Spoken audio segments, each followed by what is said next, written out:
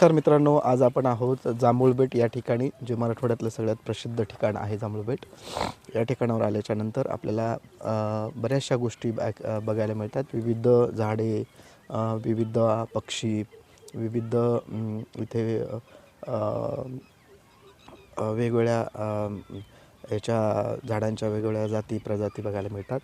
आणि बऱ्याच वर्षापासून या जांभूळबेटमध्ये जांभूळबेट पाहण्यासाठी विविध राज्यातील विविध जिल्ह्यातील लोक इथं बघायला येतात.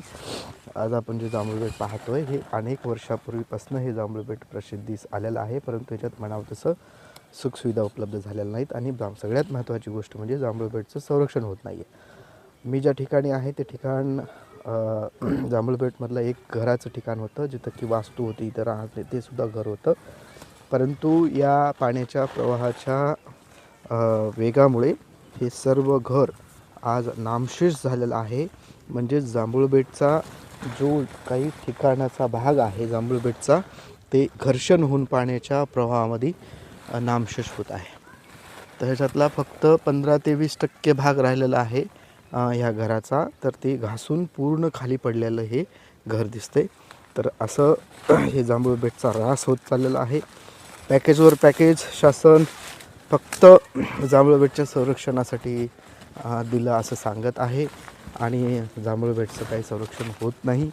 काही दिवसाच्या नंतर असं म्हणावं लागेल की इथे जांभूळबेट होतो, इथं बेट होतं असं म्हणावं लागेल.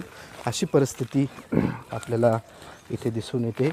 अनेक वर्षापासून जांभूळबेट बचाव चळवळ तयार होऊनही या विषयावर होत नाही. बरेचसे दिग्गज लोक या जांभूळबेट वाचवण्यासाठी परिश्रम घेत आहेत, परंतु कधी यश येईल आणि हा एवढा मोठा नैसर्गिक ठेवा कसा वाचेल हे आता आपल्याला पाहावं लागेल. सगळ्यांना हा जर व्हिडिओ कोणी बघितला तर सगळ्यांना विनंती आहे की हे जांभूळबेट संरक्षणाच्या दृष्टीने सगळ्यांनी प्रयत्न करावे आणि प्रशासनाने लवकरात लवकर यावर उपाययोजना करावी. संरक्षण भिंत असेल, पिचिंग असेल, हे करावी ही विनंती. धन्यवाद.